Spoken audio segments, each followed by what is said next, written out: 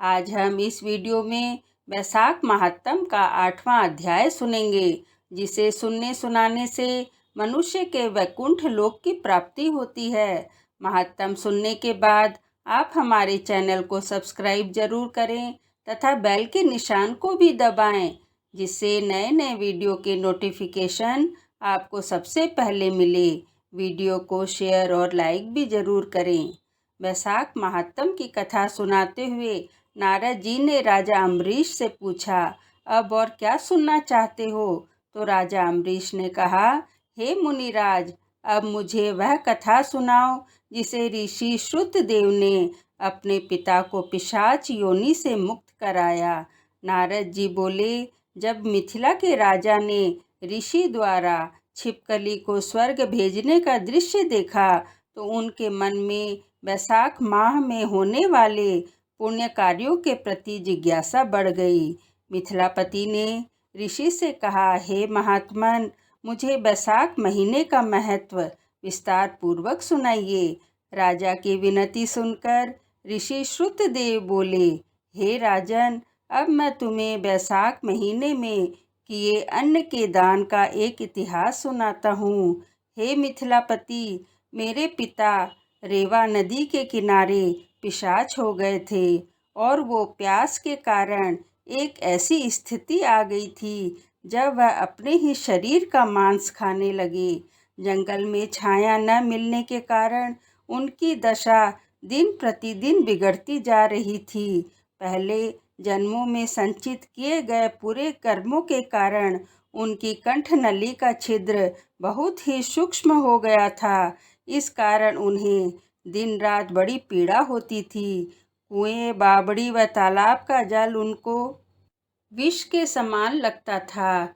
हे मिथिला के राजा, एक बार जब मैं गंगा की यात्रा पर जा रहा था तो मैंने रास्ते में रेवा नदी के किनारे एक हैरान कर देने वाला दृश्य देखा।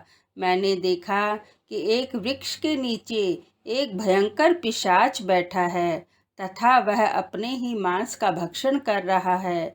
यह पिशाच प्यास के कारण बुरी तरह से चिल्ला रहा था।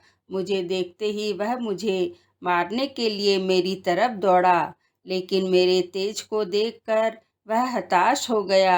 हे राजन, मुझे उस पर दया आ गई और मैंने उससे पूछा कि तुम कौन हो? मुझे अपना सब वृतांत कहो, मैं तुम्हें शीघ्र ही इस दुख से छुड़ा दूंगा। मेरी बात सुनते ही वह पिशाच बोला कि अनर्त देश में भूवरावत नाम का एक नगर था। उस नगर में मेरा जन्म संस्कृत गोत्र में हुआ। मेरा नाम मैत्र है। तप, दान और यज्ञ इत्यादि में मेरी बड़ी श्रद्धा थी।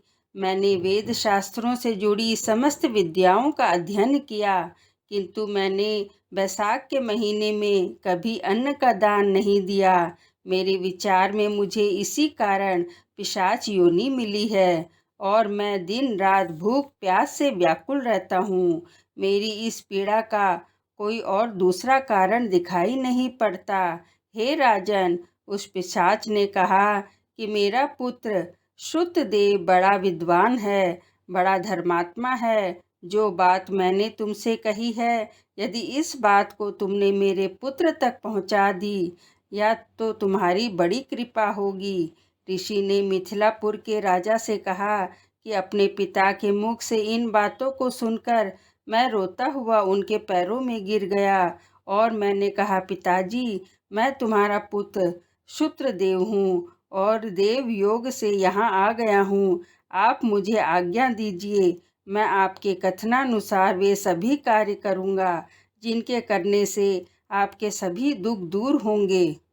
तब पिशाच योनि में पहुँचे श्रुतदेव के पिता ने कहा, हे पुत्र, तुम यात्रा करके शीघ्र घर जाओ और मेष राशि की संक्रांति में स्नान इत्यादि करके भगवान विष्णु के निमित्त अन्न आदि का दान किसी श्रेष्ठ ब्राह्मण को दो ताकि मेरी मुक्ति हो जाए।